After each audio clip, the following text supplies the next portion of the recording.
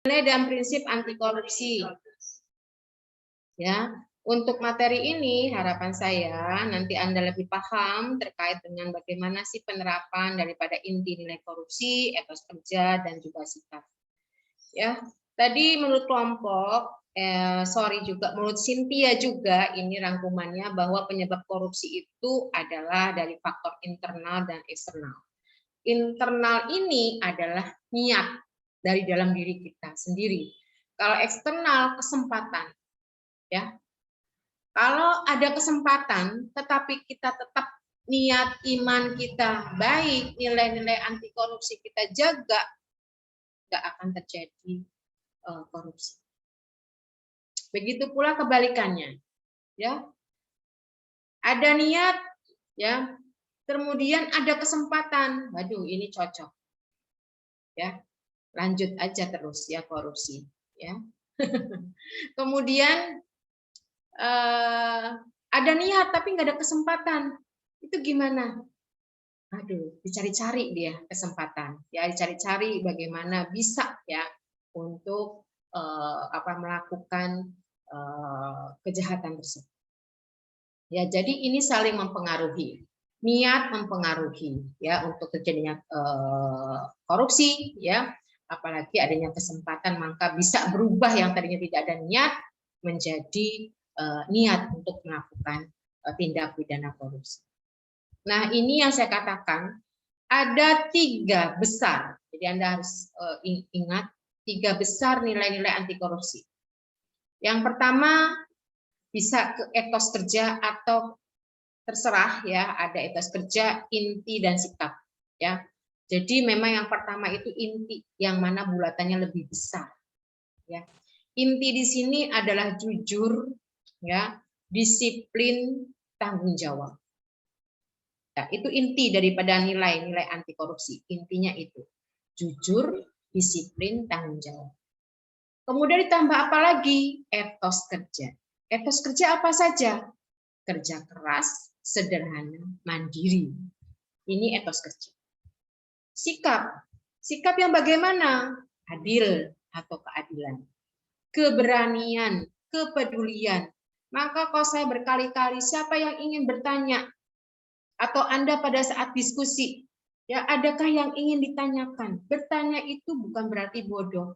Ya, justru orang yang bertanya itu adalah mahasiswa yang paham. Kok bisa kayak gini? Terus kalau kayak gini bagaimana? Gitu. Jadi transfer of knowledge-nya itu jalan. Tapi kalau Anda diem aja, nah ini yang susah memahami. Diem itu paham, diem itu tidak paham, atau diemnya dia masa bodoh. Gitu, ya.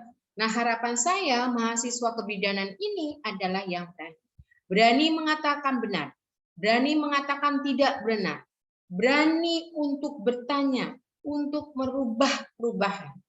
Jadi para master saya harapkan ya untuk berani. Ini hubungannya dengan sikap nilai anti korupsi berani. Tapi kalau salah ya jangan berani. Wong salah kok berani. Udah salah berani ya. Luar biasa. Bun, saya salah. Saya tidak masuk kuliahnya Bunda. Wah, berani nih. Tapi salah ya. Aduh, harusnya dia kan masuk ya kuliah gitu, disiplinnya ada. Jadi inilah yang 3 poin yang harus di masing-masing poin ini kita bagi lagi. Jadi semuanya ada 9 nilai yang harus kita punyai. Kerja keras, sederhana, mandiri di etos kerja, di sikap keadilan, keberanian, kepedulian, dan di inti adalah jujur, disiplin, dan tanggung jawab. Inilah yang harapan saya, para master yang ada di sini, kita bersama-sama merubah diri kita, ya, untuk bisa seperti ini, mempunyai nilai-nilai ini, ya, nilai-nilai anti korupsi ini, agar Indonesia lebih maju ke depannya. Baik, satu persatu, ya, satu persatu kita kuliti ini, ya, terkait dengan inti nilai korupsi. Nah, tanggung jawab. Apa itu tanggung jawab? Ya, kalau menurut Sugono, tanggung jawab ini adalah keadaan wajib menanggung segala sesuatunya, atau kalau terjadi apa-apa boleh dituntut, dipersalahkan, dan diperkarakan. Ini adalah tanggung jawab. Jadi seorang bidan itu ya harus mempunyai sifat ini. Ya. Kalau dia sudah mengedepankan kebenaran, dia melakukan tindakan sesuai standar, sesuai kompetensinya, yang nggak usah takut jika suatu saat dituntut. Ada orang yang tidak senang dengan Anda, ya, kemudian diperkarakan. Tapi Anda itu pintar, Anda punya dokumentasinya, Anda punya inform konsennya sebelum melakukan tindakan, ya, dan itu benar Anda melakukan asesmennya, ya, menegakkan diagnosisnya benar, planningnya benar, nggak usah takut, ya. Kemudian apa saja yang dimasuk kriteria tanggung jawab itu? Orang-orang yang mempunyai tanggung jawab itu mempunyai prinsip ke arah masa depan. Benar apa tidak? Anda yang kuliah saat ini adalah mahasiswa atau master yang bertanggung jawab. Karena dengan kuliah, dengan mendapatkan materi, ya, akan mendapatkan pemahaman, knowledge-nya akan bertambah. Kalau pengetahuan bertambah, otomatis keterampilannya bertambah. Kalau terampil, nah, hubungannya dengan kompetensi. Kalau anak-anak dengan kompetensi baik, maka masa depannya juga cerah. Sekarang kalau mahasiswa yang nggak pernah kuliah, ya, IP-nya, nah, nilai ujiannya rendah, IP-nya mempengaruhi. Kalau IP-nya kurang baik, walaupun sekarang bukan hanya IP yang dikejar, ya, tetapi juga terampil, ya. Tetapi saat sekarang di Indonesia, yang dilihat adalah apa? IP-nya, IPK-nya. Nah, IPK-nya nggak ada 3. Susah cari kerja. Barulah, ya. Aduh, tuh gitu saya kuliahnya rajin, belajarnya rajin. Ya, jadi tanggung jawab di sini, mahasiswa yang bertanggung jawab adalah mahasiswa atau para master yang sini mempunyai prinsip ke arah masa depan. Masa depan saya itu mau bagaimana sih? Ya, mau jadi bidan yang bagaimana? Gitu. Ya. Kedua, mempunyai attitude, ya, atau sikap, ya, dalam mengembangkan profesinya. Itu tadi. Saya habis kuliah D3, besok saya mau D4. Habis itu saya mengambil profesi. Syukur-syukur nanti saya ada uang, saya mau S2. Ya, mengembangkan profesinya terus, jangan stuck di D3. Kuliah lagi D4, kuliah lagi S1. Kemudian ngambil profesi. Nah, ini saya beritahukan, di tahun 2030, semua bidan harapannya sudah D4 atau S1 dan profesi. Untuk Anda bisa memberikan asuhan kebidanan. Dan juga merupakan salah satu nanti syarat untuk SIPP. Jadinya praktek bidan mandiri besok tidak dari D3. Sudah tidak bisa lagi nantinya. Maka nanti setelah Anda kuliah D3, ngambil D4, langsung ngambil profesi. Ya, atau mau ngambil S1 silahkan. Ya, sampai dengan S2 boleh. Berikutnya mengikuti semua kegiatan yang telah dijadwalkan oleh kampus. Nah, ini tadi, ya, jadi mengikuti organisasi kemahasiswaan, kemudian menghadiri pembelajaran yang sudah dijadwalkan. Oh, nanti PBAK pukul 3. Bagaimana caranya ya saya membagi waktu? Padahal saya nanti mau ziarah kubur misalnya. Ya, pukul berapa ziarah kubur? Ya, sehingga tidak mempengaruhi materi yang diberikan, sehingga lebih paham. Oke, sekarang daring, ya, bisa menggunakan HP gitu kemana-mana, yang penting bisa mendengarkan, ya, nggak masalah, ya. Tetapi harus dipilah yang mana atau diprioritaskan, ya, yang mana untuk kepentingan artinya untuk memenuhi tanggung jawab ini. Berikutnya menyelesaikan tugas pembelajaran dan praktek. Ini ya pada mahasiswa. Kalau dikasih tugas langsung dibuat, langsung dikumpulkan. Ya, sekarang luar biasa nih para master ya. Kemarin Bunda ini sudah selesai, saya masukkan. Oh ya, buatkan link Google Drive gitu ya sama Sipen. Ya, ini harapan saya tetap terpatri ya untuk tanggung jawab sampai tidak hanya Anda sebagai mahasiswa, nanti Anda sebagai bidan. Ya. Berikutnya apa lagi? Jujur. Nah ini, ya. Pinter, terampil, tapi tidak jujur. Ya ini juga melanggar ya. Ya. Jujur. Jujur di sini apa? Lurus hati, tidak berbohong dan tidak curang. Jadi Anda mahasiswa nggak boleh curang, apalagi pada saat ujian. Ya, dulu pada saat ujian langsung ya tidak CBT, itu kita bisa kita kumpulkan di satu ruangan ujian. Itu benar-benar ujian, nggak ada yang nengok kanan, nengok kiri, atau lagi buka tangan, buka paha, ya. Wah, catatannya banyak, semua itu terkumpul di situ. Pernah nggak mengalami kayak gitu? Hah? Membuat catatan di tembok. Ada nggak yang seperti itu? Hah? Membuat kertas kecil-kecil, sampai kecil sekali. Ada yang seperti itu? Ada nggak? Enggak ya, Sofia. Boleh nggak pakai kertas yang dikecil-kecil terus ditulis? Boleh, kenapa tidak? Yang tidak boleh pada saat ujian dilihat. Ya Pak enggak? Jadi kalau ngerangkum ya, Bunda juga dulu ngerangkum. Ya, jadi kuliah itu karena kuliah dia sudah mempunyai keluarga ya, banyak sekali yang harus dihafal ya. Jadi kalau dulu itu praktek ujian praktikum, kita itu ruangan disterilkan. Materi yang akan diujikan itu dirahasiakan. Jadi ada 47 checklist itu harus hafal di luar kepala. Bayangin, 47 sampai 50 checklist. Ya, misalnya tentang apa? Tentang KIE, tentang Penkes FE itu harus hafal. Vitamin A kita harus hafal. Menolong persalinan kala 2 harus bisa. Semua itu harus bisa dan harus di luar kepala.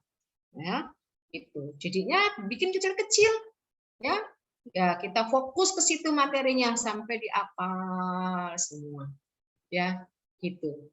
Memang mau tidak mau memang menghafal ini juga harus bisa dilakukan. Padahal ada mahasiswa yang tidak bisa menghafal.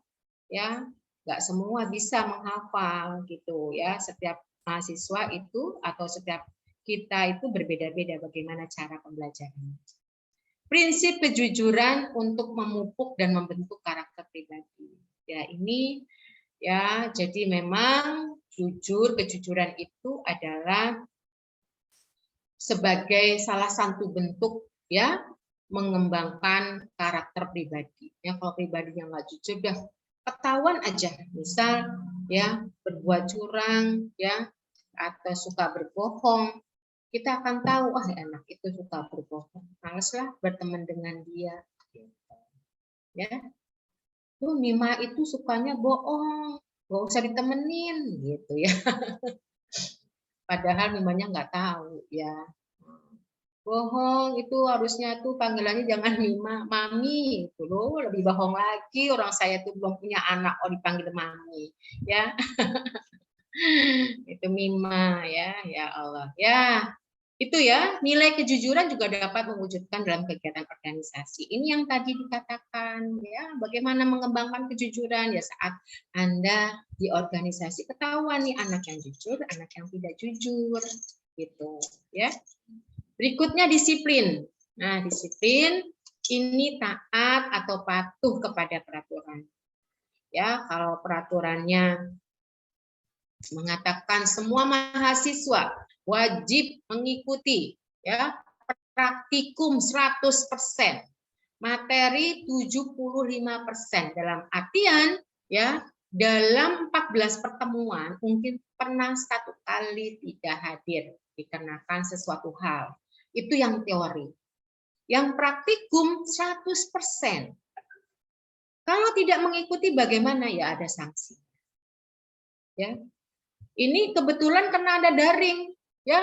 Jadi antara memang jaringannya yang kurang baik atau Anda yang ketiduran atau Anda yang tidak mau kuliah, itu masih abu-abu semua.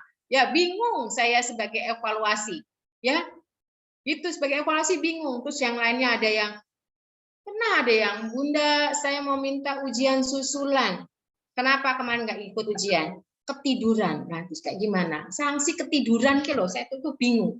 Kalau saya tidak memberikan ujian susulan, mahasiswa yang nggak dapat nilai, ya saya tuh nggak bisa kayak gitu ya. Tapi kalau saya kasih ujian susulan, kok kayaknya mempermudah gitu, dalam artian kok nggak disiplin banget ini loh, sampai ketiduran loh, ujian loh sampai ketiduran, ya aneh kan, gitu loh. Apa semalam tuh wayangan gitu loh, saya tuh kadang-kadang sama mahasiswa tuh gemes, ya Allah, kusi deket udah tak jiwiti tenang, ya saya kok jauh, gitu, ya. Karena saya sama mahasiswa tuh cukup deket gitu loh ya, jadinya saya guyon segala macam gitu ya sama mahasiswa, dan tidak ada yang takut sama saya tuh, ya mahasiswa nggak ada yang takut. Ya Allah, semua pada berani ya. Berani itu di sini bukan berani menentang ya, tetapi tetap menghargai gitu. Saya senang kalau mereka menganggap saya orang tuanya ya, karena jauh-jauh dulu tuh ya, ada di Kalimantan ya, Sumatera, Lampung gitu kan. Jadi mereka berkeluh kesah dengan saya. Kemudian berikutnya apa lagi nih? Ya, diwujudkan dalam mengatur dan mengelola waktu, kepatuhan terhadap peraturan. Nah, mulailah sekarang Anda, sebenarnya mulai dari awal ya, ini dibuat daftar. Ya. Kapan saya selesai? Ya. Nah, kalau saya dulu kena S2-nya 2 double degree, jadi saya di awal perkuliahan ini saya harus keluar semester ini harus selesai ini. Di semester awal saya harus misalnya nilai IP-nya saya segini, apa saja yang saya lakukan, ditulis tuh. Kemudian di semester kedua, ya saya target IP-nya berapa, ya IPK-nya berapa. Kemudian itu tadi apa saja ini yang harus saya lakukan untuk mendapatkan nilai tersebut. Ya di semester ketiga saya harus sudah ada proposal tesisnya. Nah itu ditulis apa aja ini proposal tesis judulnya. Ya ada rekomendasinya dari mana aja, referensi dari mana saja. Itu udah tulis semua sehingga ya ini lulusnya bisa bareng gitu loh ya, bisa bareng antara yang ada di Solo, ada yang di Jogja, itu bareng bersama-sama ya. Itu jadinya dibikin jadwal ya, dibikin tujuannya ini di semester 1 apa yang ini, nilainya mau berapa sih yang dicapai gitu, apa yang harus Anda kejar di sini gitu. Kemudian nanti di semester 2 Anda harus terampil, nah, saya harus terampil ini, saya harus terampil ini, bisa ini. Jadinya itu loh semangat dalam kuliah gitu, dicoba ditumbuhkan ya, sehingga nggak ada waktu yang terbuang. Godaannya cukup banyak kalau melalui daring, benar ya, cukup banyak. Kalau Anda di asrama, Anda tuh full kuliah, full belajar. Coba kalau di rumah, kan nggak bisa. Ya, Anggi, tolong Mama bersihkan. Anggi, tolong nanti. Anggi, tolong adiknya dijaga. Sofi, tolong ke pasar ya. Terus ada materi. Udah off cam aja. Ya toh? Kenapa saya mengatakan ini? Karena ada mahasiswa saya seperti itu. Kamu itu lagi di mana? Saya sedang ke pasar, Bun. Nah, kok ke pasar? Ya pantesan aja dia off cam terus. Ya, jadi ternyata dia di pasar. Ya pahamnya dari mana kok kayak gitu? Nggak mungkin. Pahamnya palingan harga cabai rawit, ya, berambang, bawang putih, ya itu. Berapa harganya lah dia hafal, ya. Bagaimana inti nilai korupsi disiplin? Nggak tahu. Apa sih? Nah, kan? Itu jadi godaannya memang daring ini luar biasa. Hidup teratur dapat mengatur waktu pekerjaan selesai tepat waktu. Nah, kapan kamu tidur? Kapan istirahat? Kapan makan? Mulai sekarang ini harus dijadwal. Ya ternyata ya kesehatan kita juga itu harus teratur. Ya, bahkan agama kita itu mengajarkan teratur, ya Pak enggak? Sholat subuh pagi hari, nggak mungkin sholat subuh itu siang. Sholat apa Sofi? Subuh. Hah? Subuh? Ini kan jam 12 siang. Oh ya salah ya. Ternyata Islam itu, ya mohon maaf jika ada yang di luar Islam, saya kira semua agama juga mengajarkan keteraturan. Ya, gitu. Yang ini boleh, ini tidak boleh. Gitu. Nah, nanti bulan Ramadan juga gitu. Kapan kita sahur? Kapan kita buka? Itu kan teratur. Ya, jangan sampai nanti jam 7 sahur. Udah, ya Allah harusnya sholat duha, Anda sholat subuh, Anda baru sahur. Ya, zuhur Anda sudah buka, ya baru sahur udah buka, ya gitu. Namanya puasa sapi ya namanya ya. Dulu masa kecil kan seperti itu ya, belajar puasa ya. Gitu. Ya berikutnya sikap. Nah, ya inti ini adalah sikap. Sikap yang bagaimana? Pertama itu adil.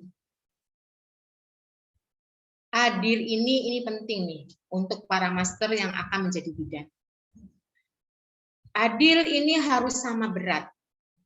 Tidak berat sebelah, tidak memihak. Jadi kita nggak boleh memihak pada orang yang mungkin stratanya lebih tinggi, ekonominya lebih tinggi. Waduh, kalau ada yang orang agak mentereng, kaya raya, selamat pagi Ibu.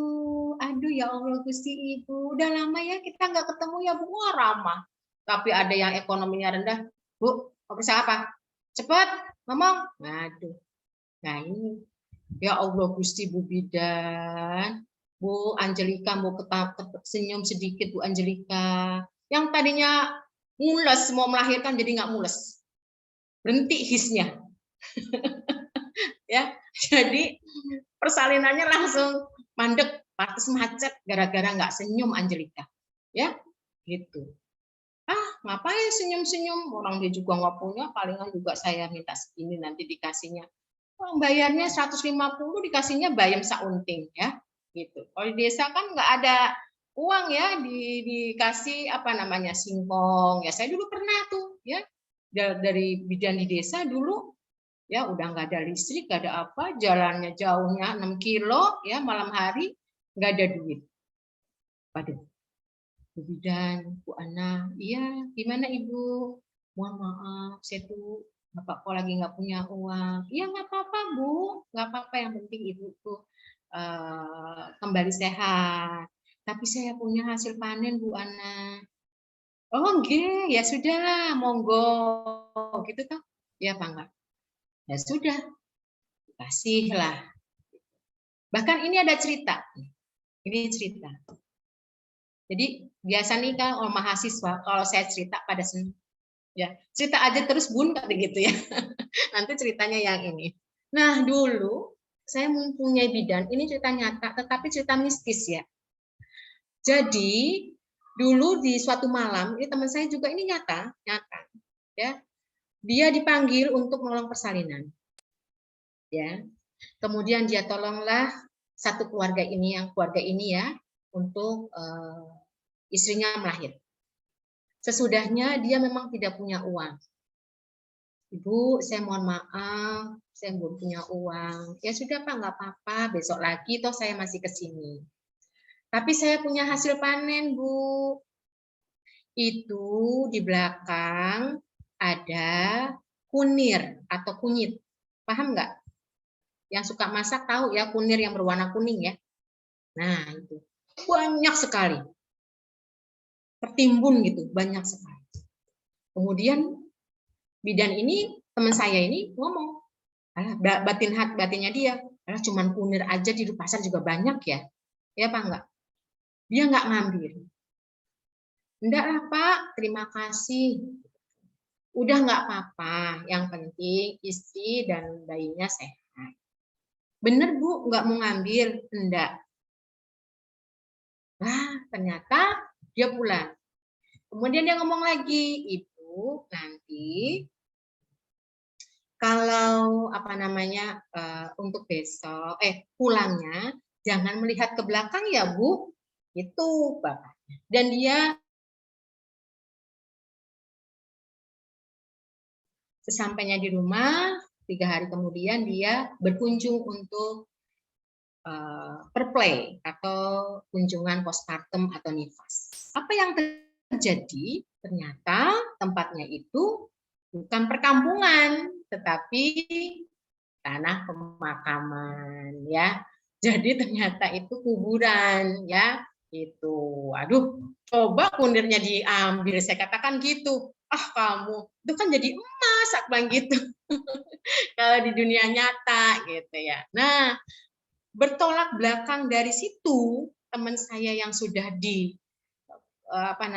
diperlihatkan makhluk halus, inilah yang menjadikan saya takut kalau pada saat membantu persalinan, saya tangan kanan saya Al-Quran, tangan kiri saya alat parteset. Karena dulu tuh nggak ada listrik, nggak seperti sekarang. Tahun 92 itu nggak ada listrik. Pegunungan ya saya jadinya kalau dipanggil persalinan ya itu ibu kos saya pasti lihat dulu bener nggak nih, terus saya benar pasti lihat kakinya nampak apa enggak, karena di sana itu banyak makhluk halus yang menyerupai manusia itu ya. Jadi saya kan juga lihat ya daerah yang di mana daerah saya tinggal gitu, ternyata di sana memang banyak makhluk halusnya. Ya, intinya adalah di sini bagaimana kita bersikap, bukan bersikap dengan makhluk halus ya, tetap adil ya, adil ya dengan orang yang tidak punya ya ekonominya kurang ya, tetap kita melakukan asuhan kehamilan kebidanan itu dengan sesuai dengan standar atau operasional prosedur ya. Kemudian ya terkait dengan adil itu sendiri yaitu ya kita bisa memberikan juga pujian yang tulus kepada yang berprestasi ya. Ya, sering saya berikan hati untuk Anda, saya berikan jempol untuk Anda, itu reward saya untuk Anda. Ya, dan itu memang tulus saya ucapkan ya, rasa sayang saya kepada para master ya. Tidak memilih kawan berdasarkan latar belakang sosial. Jadi kalau teman Anda kaya, Anda baik ya. Ya kalau dia yatim piatu, miskin, justru Anda bentak-bentak, jangan ya, tetap kita harus berbuat baik. Kemudian bertindak bijaksana dalam memberikan solusi serta tidak memojokkan salah satu pihak. Ya, jadi kita itu nanti dengan klien ya harus memberikan solusi bukan masalah ya. Kalau masalah di pegadaian ya. Masalah keuangan di pegadaian atau di bank ya. Jadi kita tuh bidan menjadikan solusi ya, jangan juga memojokkan nih ibu salah nih udah nggak periksa ya, sekarang minta selamat lagi, selamat padahal udah nggak ada, adanya bejo mau ya gitu. Jadi itu tadi ya, jadi tidak boleh memojokkan walaupun misalnya klien Anda kurang tepat dalam pola atau perilaku hidup sehari-harinya misalnya, kita memberikan informasi dengan baik ya. Tidak mengurangi dosis dan takaran obat yang diberikan pada klien. Nah, ini ya, misal Bu, kok suntik KB-nya naik? Ya sudah, kamu mau berapa? Katanya bidan putri. Kok di sana itu 25.000, kok Ibu 50? Ya sudah, saya 25. Dikasihlah obatnya setengah. Ya, besok lagi 2 bulan kemudian hamil 1 bulan. Ya itu tadi ya. Dampaknya, efeknya apa? Karena dosisnya tidak sesuai ya, yang harusnya 1 ampul ini setengah ampul ya. Ya sudah, jadilah pahamnya. Nggak boleh kayak gini ya, mengurangi dosis. Gitu. Kemudian adil terhadap dirinya sendiri. Ya, jangan menzolimi dirinya sendiri. Artinya apa? Ya, pada saat memang tubuh Anda capek, ya, Anda harus istirahat. Misalnya hari ini full kuliah, ya, nanti sore ya sudah Anda nggak usah lihat Instagram sampai 2 jam atau sampai 3 jam. Nah, kalau Instagram 3 jam itu kuat, ya, bahkan sebentar, total udah dari sekarang misalnya sebelum maghrib sampai isya. Nah, ini harusnya istirahat ya. Matanya istirahat di depan layar terus kan capek ya gitu. Nah, inilah harus Anda adil terhadap dirinya sendiri. Kapan makan ya harus makan. Minum juga harus banyak sehingga tubuh menjadi sehat ya. Menerapkan adil dengan cara hidup seimbang. Ya, itu tadi kapan istirahatnya, kapan harus aktivitas ya. Memberikan pelayanan perawatan yang sama kepada semua klien, tidak membedakan status sosial, agama, ras, dan suku bangsa. Ya, semua sama. Intinya bagaimana Anda nanti di di tengah-tengah masyarakat ini ya memberikan layanan kebidanan dengan baik. Ya, tujuan kita adalah menurunkan angka kematian dan angka kesakitan tetap capai. Jangan sampai malah kita malah meningkatkan angka kematian dan meningkatkan angka kesakitan. Ya, jangan sampai hal itu terjadi. Oke, sikap berikutnya apa lagi? Ini yang tadi saya katakan berani. Berani ini secara definisi adalah seseorang yang memiliki karakter kuat akan memiliki keberanian untuk menyatakan kebenaran. Berani mengaku kesalahannya, berani bertanggung jawab, dan berani menolak kebatilan. Ini ya, disebut dengan berani di sini. Kalau Anda diminta, Sofi, ayo kita bolos aja, nggak usah kuliah, ngapain? Bosen lihat Bunda itu ngomong terus nilai anti korupsi, ya toh? Korupsi lagi, gitu. Padahal Indonesia itu banyak sekali korupsinya. Mau dirubah itu, gitu ya. Udah kita nggak usah ikut kuliah. Nah, berani, tidak, saya harus kuliah, ya. Ini tanggung jawab saya, ya, ini janji saya mungkin ya pada orang tua, saya harus kuliah dengan baik sehingga mendapatkan nilai yang baik. Besok selesai juga mendapatkan pekerjaan yang baik. Nah, seperti itu. Jadinya berani kita melawan kebatilan, ya. Kemudian nilai keberanian apa di sini? Nilainya, ya. 1. Nah, ini bertanya pada dosen jika tidak mengerti. Nah, nanti berlomba-lomba nih para master nih, kalau nggak ada yang tahu, nggak ada yang ini, tanya. Ibu, mohon maaf, itu.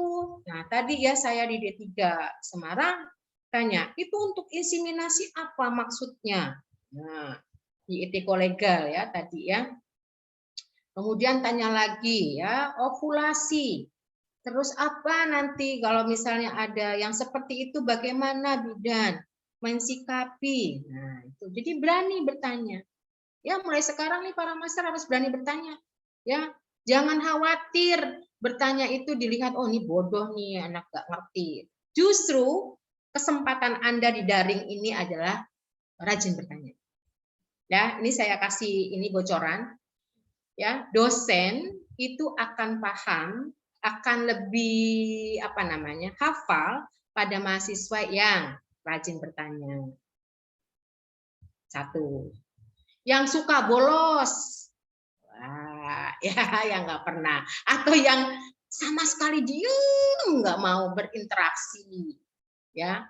Kalau yang standar-standar justru dia nggak terlalu, ya, karena di sini saya nggak lihat fisiklinya, ya, atau pakai yang kacamata, oh itu Sofi misalnya, ya. Nah gitu loh. Jadinya dosen atau guru itu pasti lebih terekam di sini ya di pemikirannya. Wah, ini Sofi yang mana ya? Nah, ya. Oh, yang suka bertanya. Ini Fitri Rahmawati yang mana ya? Oh, yang suka itu malam-malam ngasih, Bunda ini besok ada jadwal, bisa Kak untuk masuk di kelas kami. Oh, itu Fitri Rahmawati ya. Tapi Vena Nidia yang mana? Aduh, nggak pernah kontak saya dengan Vena Nidia yang mana ya. Saya pikir-pikir lagi nih ya. Ya, kalau pas lagi seminar diem aja.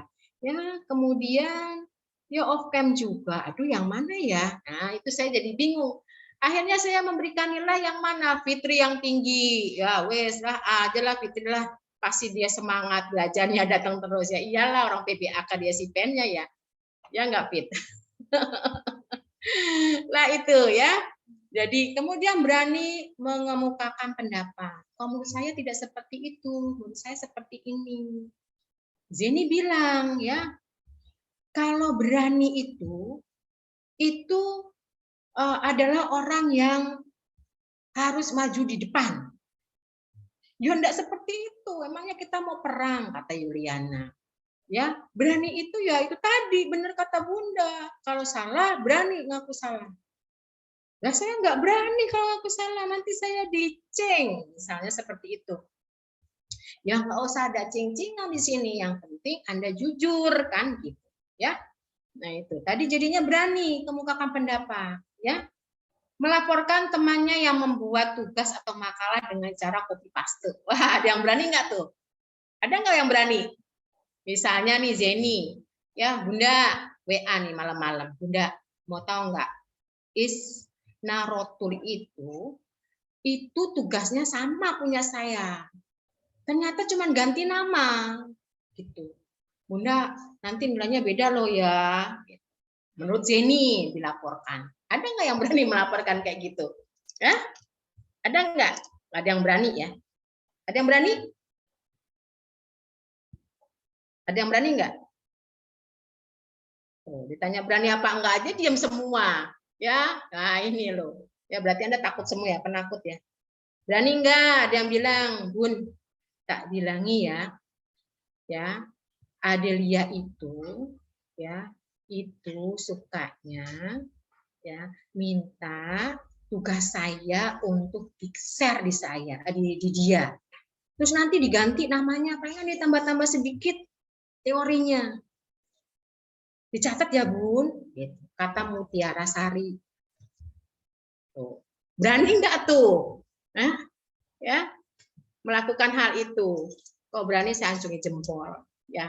Waduh, ntar malam saya ini nih WA banyak nih ya, WA banyak dari para master pada ini curhat, Bun tadi tuh yang ngerjakan presentasi bukan dia Bun, saya ya, yang bikin makalah juga saya. Nah dia tuh nggak ngapa-ngapain gitu. Jadi saya punya informan nanti ya.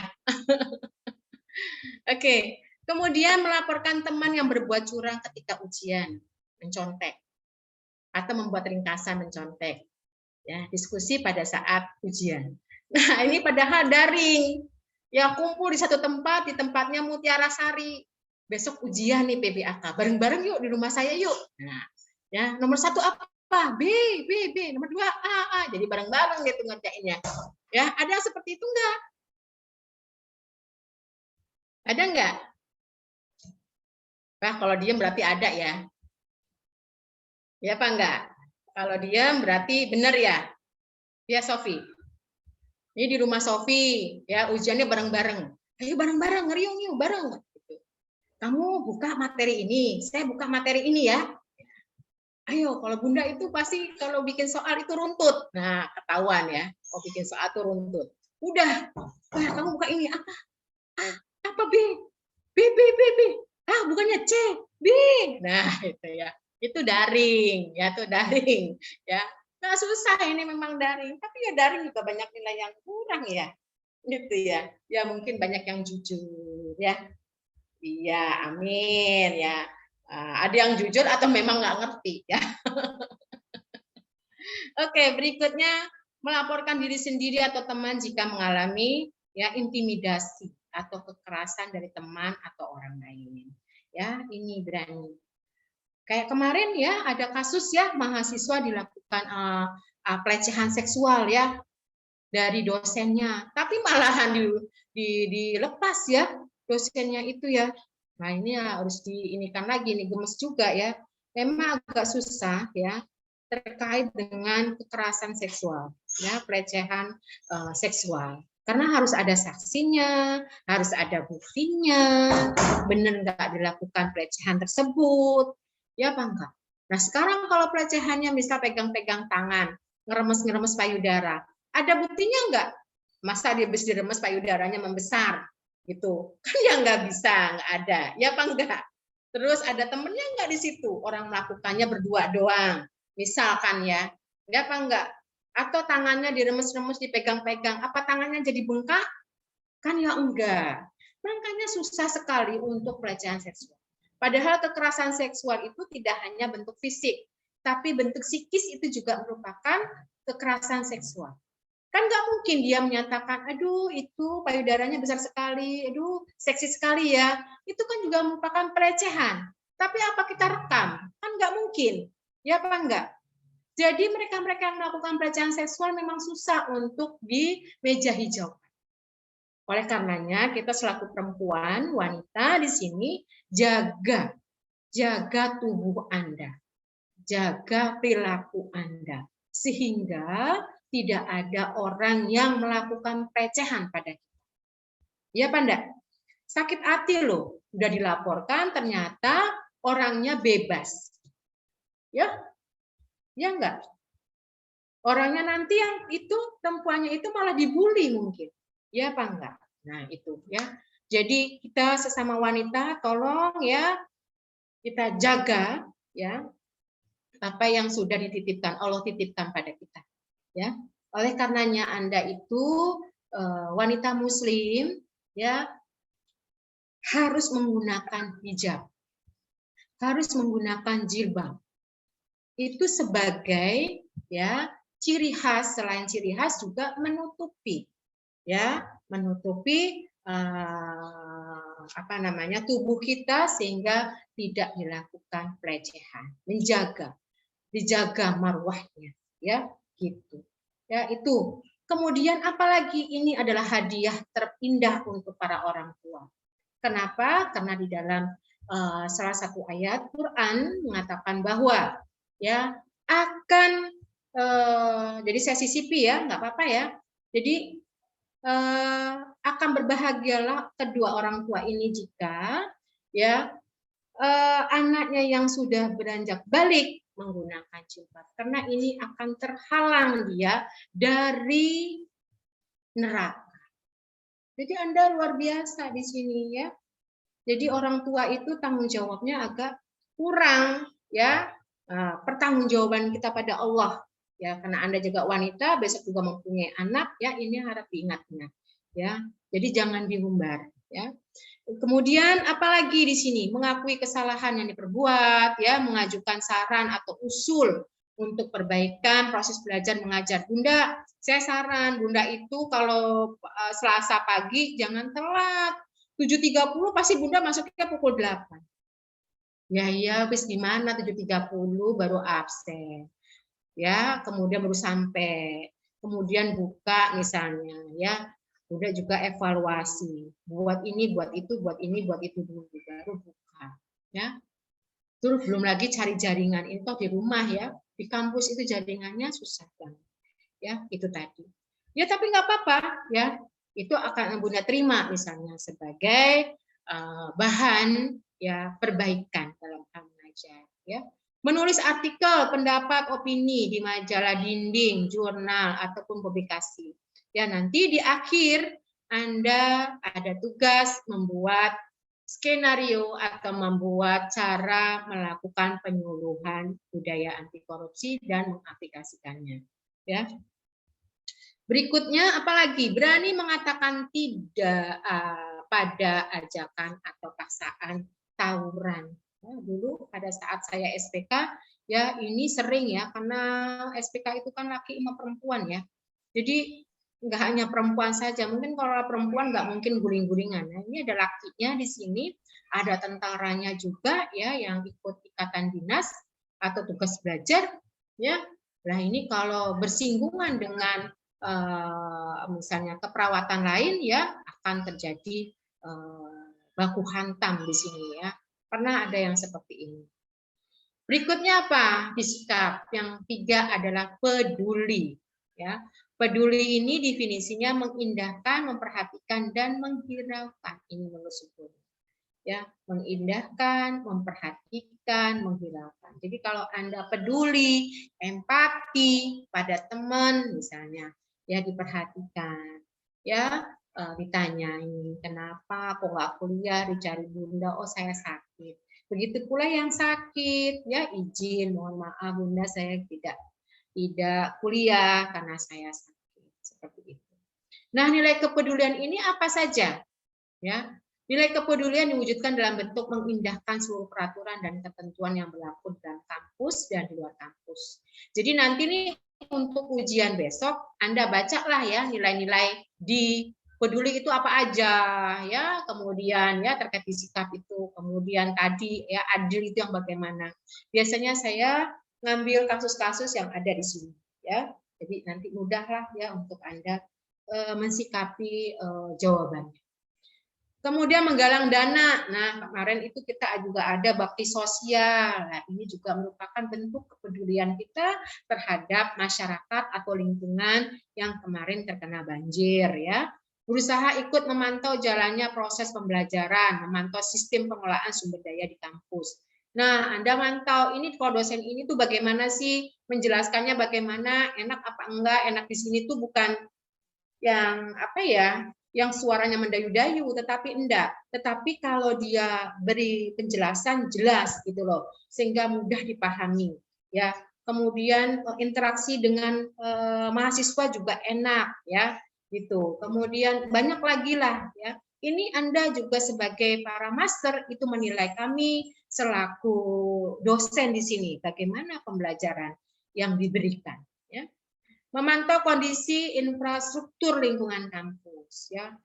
Ya, karena Anda ini masih daring, belum luring ya, sehingga tidak susah juga ya melihat kondisi infrastruktur ya. Nanti pada saat Anda mungkin trimester keempat ya, Anda datang ke kampus untuk ya mudah-mudahan pandemi berlalu sehingga Anda bisa masuk ke kampus ya secara luring, bisa masuk ke asrama, hidup di asrama dengan teman-teman yang mempunyai ciri khas atau karakter yang berbeda ya. Berikutnya memantau kondisi udah mengumpulkan bantuan dana dan barang. Nah, ini kemarin pada saat pandemi atau korban bencana alam, gempa bumi. Nah, ini kita mempunyai dari mahasiswa itu pasti mengedarkan kotak untuk amal ya, untuk diberikan atau bantuan ke daerah yang terkena musibah. Kemudian apalagi nilai kepedulian, terlibat aktif dalam kegiatan yang diselenggarakan BEM, HIMA ya, BAM ya. Dan berikutnya tidak merokok, tidak mengkonsumsi minuman beralkohol atau nafsa. Lo kok bisa, Bun, itu masuk kepedulian?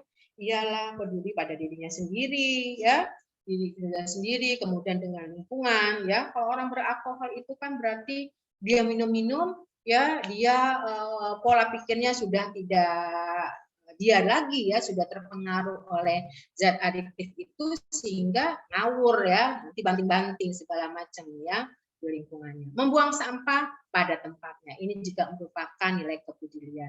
Jangan sampai dengan adanya kita makan pisang bisa buang sembarangan. Ya, sebelah orang tua nggak lihat ya, penglihatannya kurang kepreset. Ya, bantu juga enggak, Mbak. Itu kan kulit pisang lah ya. Masa nggak lihat sih Mbak? Gitu, udah naruh pisang sembarangan sampahnya, ya tidak membantu juga ya. Nah itu jangan sampai terjadi ya Anda para master. Menghargai dan menghormati teman, dosen dan karyawan. Ya, jadi ini baik jika Anda ingin dihargai, ya mulailah menghargai orang lain terlebih dahulu. Ya, itu prinsip itu ya. Tapi kalau Anda tidak mau menghargai orang lain, ya jangan harap Anda akan dihargai. Gitu ya. Oke, berikutnya apa lagi? Ya, nilai anti korupsi, etos kerja. Apa saja etos kerja? Yaitu kerja keras. Nah, kerja keras di sini didasari dengan adanya kemauan, ya, sehingga menimbulkan asosiasi dengan keteladanan. ketekunan, daya tahan, daya kerja, pendirian, pengendalian diri, ya, keberanian, ketabahan, keteguhan, dan pantang mundur. Ya, pokok kalau Anda benar, kenapa harus mundur? Ya, maju ke depan, ya, untuk masa depan yang lebih baik. Penerapannya apa di kerja keras itu? Nah, itu tadi, belajar dengan sungguh-sungguh untuk meraih cita-cita. Ya. Jadi, etos kerja itu penerapannya ini. Ya, dari kerja keras, belajar sungguh-sungguh. Bersikap aktif dalam belajar, jangan pasif diam aja. Bun, katanya kan kalau diam itu emas. Iya apa enggak? Iya, tergantung pada posisi mana harus diam. Ya, misal kita lagi memberikan penyuluhan, wah Anda jingkrak-jingkrak, lah itu ya nggak sesuai. Ya, orang lagi kasih penyuluhan malah jingkrak-jingkrak sendiri. Ya, kemudian tidak mudah putus asa dalam mengerjakan tugas yang diberikan dosen. Aduh, kok susah sekali nih, gimana sih caranya? Sekarang kan ada banyak ya, misalnya aplikasi-aplikasi ya, kemudian cara membuat ini, cara membuat itu, wah luar biasa, beda dengan saya dulu mahasiswa, nggak ada kayak gini ya, benar-benar kita buka buku, sekarang enggak ya, nggak bisa ke perpustakaan, kita sudah ada ya e-book, ya enggak, Google Book udah ada gitu, jadi nggak ada yang susah lah sekarang itu ya, yang penting adalah kemauan. Ada nggak kemauan? Ya, tidak bergantung atau tergantung kepada orang lain dalam mengerjakan tugas kampus. Ya, Putri, kamu aja yang bikin ya. Males saya, kata Lisa gitu. Tiap hari kok ngeresum terus, cari artikel diresum, cari artikel diresum. Bosen. Ya bangga. Gitu. Ya, udah kamu aja bikin, dah ikutin aja lah. Dibedain sedikit-sedikit ya, Put. Ya, jangan seperti itu. Ya. Menjaga lingkungan agar tetap bersih dan asri, ini juga merupakan bentuk kerja keras ya. Kemudian bersikap ramah. Ramah pasti ada tamah ya. Padahal tamahnya pulang loh. Adanya ramah toh, tapi selalu ikut nih si tamah ya. Ramah, tamah, peduli, suka menolong terhadap masyarakat sekitar ya. Kemudian ya bersikap rendah hati, tidak angkuh ya dalam setiap kesempatan. Misal di satu kegiatan remaja masjid ya, mungkin di lingkungan Anda itu yang sekolah kuliah itu jarang, sedikit sekali. Wah, Anda kuliah nih jadi mahasiswa kebidanan. Agak sombong sedikit ya. Pakainya bahasa medis semua. Teman-temannya pada nggak ngerti. Ya, pakai bahasa medis semua. Ya, oh itu kenapa? Kok nggak berangkat? Iya, itu kecelakaan. Fraktur nggak kakinya? Fraktur nggak? Aduh, fraktur itu apa ya? Bingung temennya. Aduh, fraktur apa ya? Sampai ruptur nggak? Sampai ruptur nggak? Aduh, pakai bahasanya luar biasa ya. Biar dibilang wah ini kan intelek ya, mahasiswa ya. Nah, fraktur nggak? Padahal cuma patah tulang gitu. Temennya bingung. Patah tulang, fraktur ya. Kemudian ya itu tadi ya, tidak membuang waktu untuk melakukan sesuatu yang tidak berguna. Jadi boleh nggak sih Bun, misalnya saya mempunyai aplikasi Instagram, boleh, kenapa tidak? Boleh nggak buka? Boleh, udah punya aplikasinya masa nggak buka? Ya dibuka, tapi tetap nanti waktu ya adil di sini ya, kapan untuk istirahatnya. Berikutnya di atas kerja adalah kesederhanaan. Ya, pribadi yang berintegritas tinggi ini merupakan seseorang yang menyadari kebutuhannya dan berupaya memenuhi kebutuhannya dengan semestinya tanpa berlebih-lebihan. Nah, ini sederhana.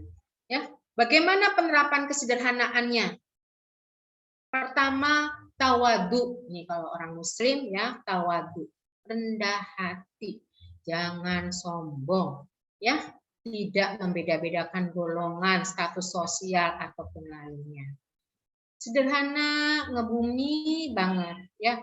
walaupun orang tuanya latar belakangnya kaya raya, tetap Dewi Salma ini bersahaja, ya. Gak mungkin kan kamu misalnya mau keluar ya punya baju 10 pasang, dipakai 10-10-nya. Pakai enggak? Enggak ya. Kita punya jilbab ya.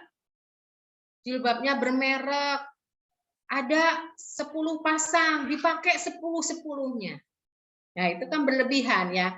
Ini mau pergi atau mau acara apa ya? Gitu. Merasa cukup dengan apa yang ada, bukan lantaran pasrah, melainkan telah berusaha menyempurnakan usaha. Ya, jadi kita itu ada rasa syukur. Ya, syukur. Kita pasrah itu bukan aslinya kita tidak berusaha, tetapi lebih ke tawakal. Udah berusaha ya Allah yang menentukan. Ya apa enggak? Ya. Berikutnya tidak sombong atau menonjolkan diri ya pada pergaulan ya dalam arti negatif, menyelaraskan antara kebutuhan dan keinginan dengan kemampuan secara realistis dan proporsional, bersabar serta berprasangka baik. Ya, kita selalu berprasangka baik pada siapapun, apalagi pada Allah Subhanahu wa taala. Ya Allah, kenapa sih hidup saya seperti ini? Ya, orang tua saya kena PHK. Ya, ibu saya ada masalah kesehatannya. Ya, kenapa saya harus seperti ini? Ya. Nah, bertawakal, sabar, ya. Jangan berprasangka, mungkin ya Allah ini akan menempa saya menjadi manusia yang lebih baik lagi, manusia yang sabar lagi. Ya Allah, kenapa sih nilai ujian PBAK saya di bawah sarmut? Ya, jangan marah-marah sama bundanya nih, bunda bikin soal susahnya nggak karuan, nilai saya jelek. Ya, introspeksi. Ya, oh saya kurang belajar bun kemarin. Saya kira itu apa namanya soalnya gampang. Ya, wah ternyata lumayan susah. Oh, saya kemarin itu belajar tuh bersamaan sama kewarganegaraan bun. Yang saya baca kewarganegaraan saja, PBAK-nya enggak, misalnya seperti itu. Tapi kewarganegaraannya juga jelek. Kenapa? Ya, wah saya ketiduran bun. Aduh, ada aja alasannya ya. Atau wah saya jaringannya susah, jadi saya masuknya hanya 20 menit sebelum selesai. Ya, itu tadi. Ya, berikutnya selalu bersyukur. Nah, ini ya, bersyukur apa yang dimilikinya, ya. Apapun itulah disyukuri, ya. Kemudian tetapi juga harus berusaha yang terbaik, ya. Ya Allah, Bun, saya PBAK-nya nilainya 70. Tapi saya syukuri, Bun, besok harus 80. Besok harus 90 di UAS. Gitu, ya. Atau saya akan nanti tugas-tugas Bunda harus yang baik. Jadi nilai saya nanti A semua untuk yang tugas. Ya. Padahal Bunda itu gampang banget ngasih tugas. Kalau lengkap, ya, kemudian daftar pustakanya ada, memang benar itu daftar pustakanya, ada lampiran daftar pustaka. Aduh, udah A aja deh pasti. Nggak mungkin saya kasih C apalagi. C aja nggak mungkin, apalagi D dan E ya, itu impossible kalau saya. Ya, saya tuh A atau B plus dah itu. Ya, tapi itu tadi, ya kita saling. Artinya apa? Anda mengerjakan dengan penuh tanggung jawab, ya. Jangan sederhana. Katanya Bunda harus sederhana. Ya kalau tugas jangan sederhana, jangan minimalis, ya. Nanti minimalis. Apa adanya lah gitu, ya. Jangan dari beberapa sumber ya. Itu artinya apa? Tetap selalu mengusahakan yang terbaik ya. Tidak sombong ketika dipuji. Ya. Jenny, kemarin kamu nilai PBAK-nya bagus loh 90. Wah, sombong ya. Enggak ya. Justru berusaha lagi untuk menjadi 100. Gimana caranya? Ya enggak? Jadi hal-hal yang baik itu justru harus ini lagi berpikir gimana ya caranya mendapatkan segini, ya, tapi dengan usaha yang benar, ya. Berikutnya etos kerja apa yang ketiga? Mandiri. Nah, mandi sendiri. Kalau mandi sendiri saya sudah Bun, nggak dimandikan lagi, ya. Mandiri. Definisinya apa? Ya, mandiri berarti dapat berdiri di atas kakinya sendiri, tidak banyak bergantung pada orang lain dalam berbagai hal. Ya, jadi kalau Anda diberikan tugas, dikerjakan sendiri dulu, sebisa mungkin. Jangan mengandalkan orang lain, gitu ya. Atau Anda besok harus touring ke kampus, ya mandiri, saya pasti bisa untuk ke kampus. Sudah dewasa ya, udah besar semua ya, naik kendaraan sendiri bisa. Apalagi sekarang ada GPS ya, jadi nggak susah-susah untuk di mana nih lokasinya, ya nggak mungkin. Ada nggak yang di sini yang belum pernah ke kampus Kendal? Ada nggak mahasiswa yang belum pernah ke kampus Kendal? Semua sudah? Semua sudah? Halo? Sudah, Bunda. Sudah, Bunda. Sudah. Sudah pernah belum ketemu Bunda secara langsung? Belum. Nah, besok kok ke kampus Kendal langsung ketemu sama Bunda ya. Bunda Ana di mana sih? Bun, saya di Kendal nih Bun, di kampus. Bunda di mana? Gitu. Ya. Mahasiswa-mahasiswa yang sudah lulus biasanya kayak gitu. Bunda, saya mau ke Kendal besok. Bunda ada nggak di kampus? Oh, ada. Bun, saya mampir ya. Iya. Anda juga nggak apa-apa. Bun, saya besok ke kampus. Gitu. Bunda ada nggak? Ada. Besok Bunda keluar ya Bun ya. Kalau saya ya Bun, mau kemana? Makan-makan ya Bun. Waduh, makan. Sophie yang ngajak makan-makan ya. Iya. Makan-makan di warung depan itu loh Bun. Ya. Lontong sayur ya. Kemudian di mandiri ini manfaatnya apa sih Anda? Itu bisa mengoptimalkan daya pikir ya. Jadi kalau kita sudah berusaha sendiri misalnya buat tugas, nah ini akan mengoptimalkan daya pikir kita ya. Transfer of knowledge-nya ini bekerja di situ ya, berbeda dengan mengandalkan temannya. Apalagi kalau ini presentasi kan kelompok terus tuh ya, ada nih yang ada lah pasti mahasiswa yang masa bodoh kalau ada tugas mahasiswa tugas kelompok, ya apa enggak? Wah terima jadi, suruh presentasi aja susahnya enggak karuan, padahal udah jadi. Pasti ada yang kayak gini, enggak mungkin enggak ada, pasti ada. Ya enggak?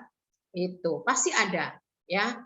Nah ini bagi mereka yang masih punya pola pikir sendiri seperti ini, ayo ya para master berubah ya dari sekarang.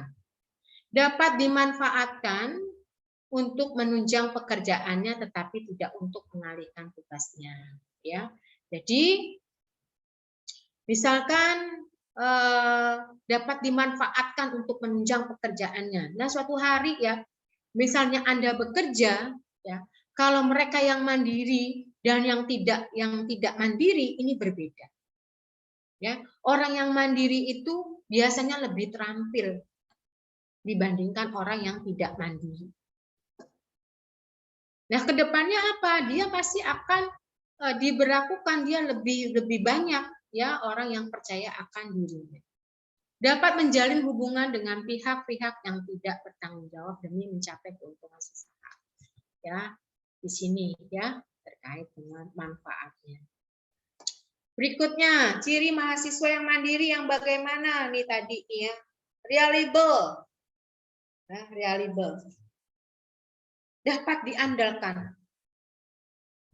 Ya, kalau Anda ya, saya tahu satu mahasiswa dan mahasiswa yang lainnya, misalnya Fadia Andayani, wah dia orangnya bisa diandalkan nih, tanggung jawab. Kalau saya kasih tugas, Fadila, tolong nanti Anda buat ya atau cari artikel terkait dengan ya pendidikan budaya anti korupsi yang ada di kampus, ya. Artikelnya nanti diresum. Ya, kemudian lampirkan. Wah, udah dibuat. Ya, Bun, sebentar. Wah, cari. Wah, langsung diresum. Bun, ini udah jadi. Wah, dapat diandalkan. Besok lagi hadir ya. Ya, tolong ya cari artikel tentang nifas. Wah, langsung. Lama-lama gini. Bunda nyuruh-nyuruh terus. Jengkel ya Bunda nyuruh-nyuruh terus ya.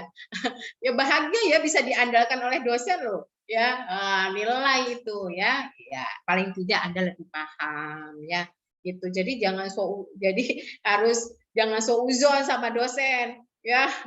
Tugas terus sebenarnya tugas itu untuk membawa Anda lebih paham, lebih memahami dengan membaca. Coba kalau nggak ada tugas, habis kuliah udah tidur, ya apa enggak?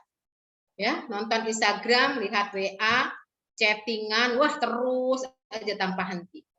Ya, responsible responnya, bertanggung jawab apa yang diperbuat serta menanggung resiko apapun yang dihadapi. Inilah ciri mahasiswa mandiri. Ya, dia bertanggung jawab.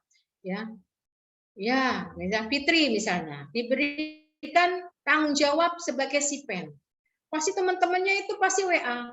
Fit, jadi nggak nih kuliah PBAK ntar jam segini? Itu. Sebentar, saya tanya dulu sama Bunda, kok belum dibales misalnya.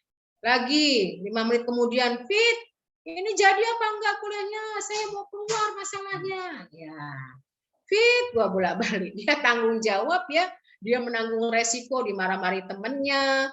Bilang tanya sama Bunda tugasnya tuh yang di mana sih? Ini kok susah banget. Tapi Fitri dengan sabar ya melayani teman-temannya ya, aduh ya namanya juga perempuan ya, mulutnya ada 2 ya itu, kepalanya 1, beda dengan laki-laki kepalanya 2 ya gitu. Kalau perempuan tuh mulutnya 2 jadinya rame di mana-mana ya gitu. Ya, berikutnya adalah reasonable. Reasonable ini ya mahasiswa yang mana melakukan sesuatu atau yang dilakukan ini harus dilandasi pemikiran dan tujuan yang jelas. Nah, kayak kalau sudah mempunyai karakter seperti ini, Anda mau diajak yang tidak baik, nggak bakalan mau. Ya, gitu. Bisa, ini kan besok malming, weekend, yuk kita keluar yuk. Ngapain? Ngopi. Ya, ngopi aja di rumah aja bisa ya, beli kopi kapal api ya, udah kasih air panas ngopi di rumah. Enggak, ya, di kafe. Uangnya minta sama orang tua. Orang tua lagi limit ya, untuk bayar SPP Anda udah banyak, adiknya juga harus dibiayai, kakaknya juga harus dibiayai. Lah Anda itu ya nggak jelas ya ke kafe mau ngapain ya, lah jalan-jalan ke sana. Jadi mahasiswa yang mandiri itu nggak mungkin melakukan sesuatu dengan tujuan yang tidak jelas. Walaupun apa nggak boleh ke kafe, kan tujuannya jelas, menghibur diri. Ya benar, ada aja ya. Pasti jawabannya mahasiswa. Iya boleh, yang penting tidak setiap saat. Ya, misal Anda setelah ujian UAS atau UTS ya, wah ini yuk kita merayakan nilai ujian PBAK semua 80 misalnya. Ya. Nilainya 90 Sarmut. Gimana kalau kita reuni? Waduh, belum selesai udah reuni ya. Nah, di mana? Di kafe. Nah, boleh apa tidak? Boleh aja. Ya, kan kita harus adil ya. Oleh tubuh kita kan harus adil. Boleh, tapi jangan sering ya.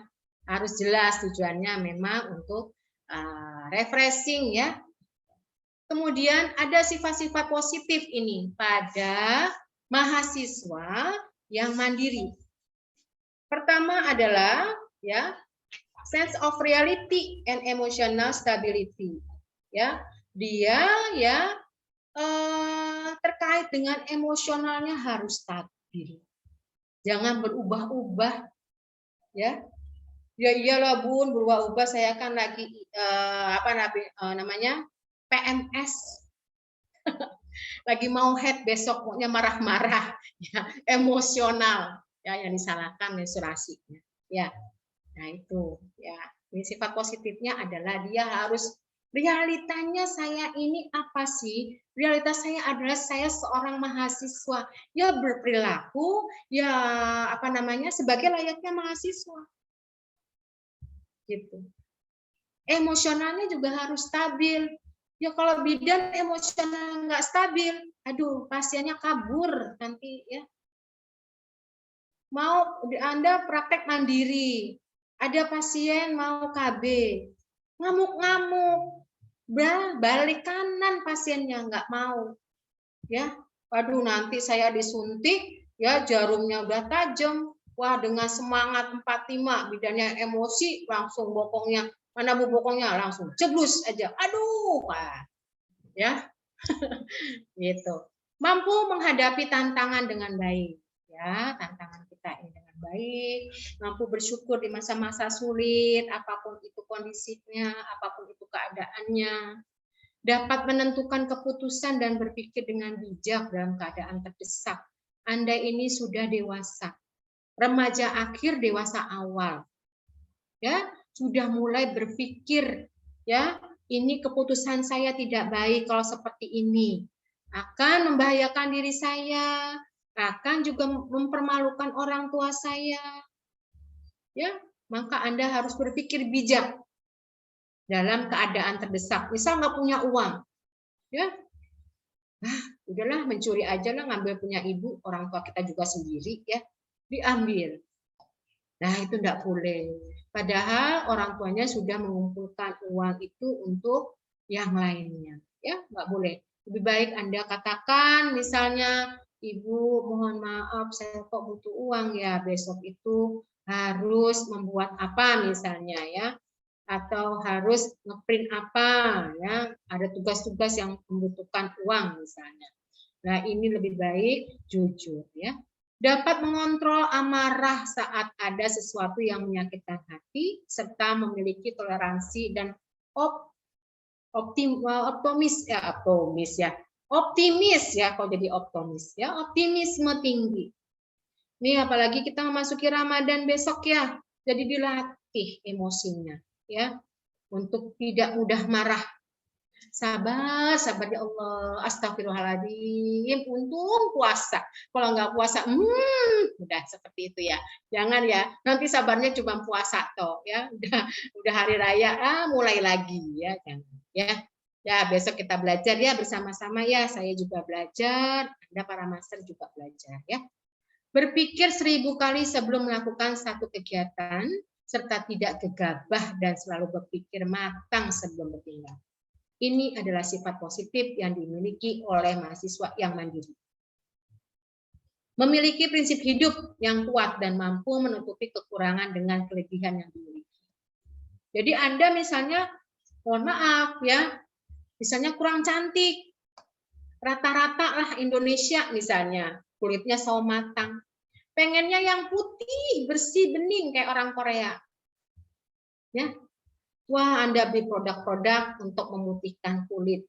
Wah, besok kita sudah luring. Nanti ada anak keperawatan juga. Anak keperawatan kan juga ada yang laki misalnya.